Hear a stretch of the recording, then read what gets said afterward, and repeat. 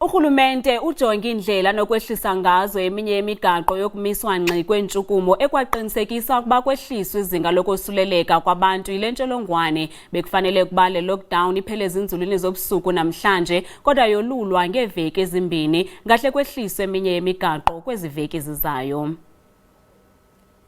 Intsholongwane yecorona isube imiphefumlo engaphaya kwama-30 kweli loMzantsi Afrika. Osonzululwazi bamqhobele izandla umongameli Cyril Ramaphosa ngokukhawulezisa ukumisa ngxi iintshukumo kweli, kwaye kukholelwa ukuba eli nyathelo libe likhuba lekusindiseni ubomi boluntu kweli.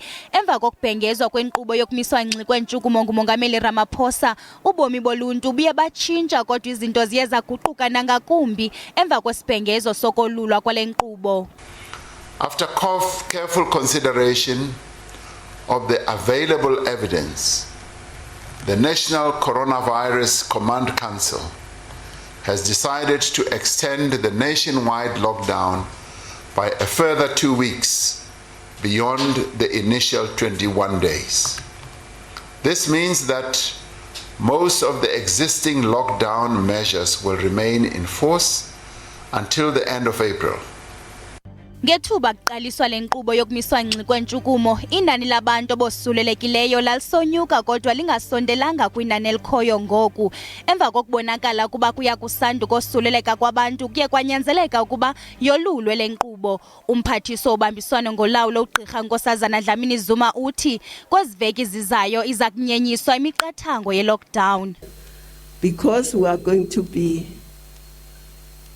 opening up or easing the lockdown in an orderly, incremental manner, we are going to be probably every week announcing which areas are being open,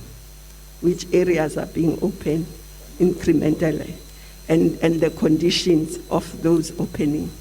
Unjingalwazi Somadoda Fikeni uthi uzokuthi ga ngoku uMzantsi Afrika wenze kakuhle kwiinzame zokuqubisana ne-COVID-19. This was an unprecedented experience with no reference point to make, especially when you compare with well-resourced advanced countries which seemingly have resources to do all what they can. We have seen the coordination, we have seen the consultation which was led by the President with various social partners, which initially looked to be slow but has yielded necessary results. Ugqirha Dlamini-Zuma uthi ukuba le lockdown iye yaphela ngokwenene ekupheleni kwale nyanga, akunokuvulwa yonke into ngosuku olunye. Kufuneka kubekho inkqubo eza kulandelwa xa sekuvulwa amacandelo ohlukeneyo.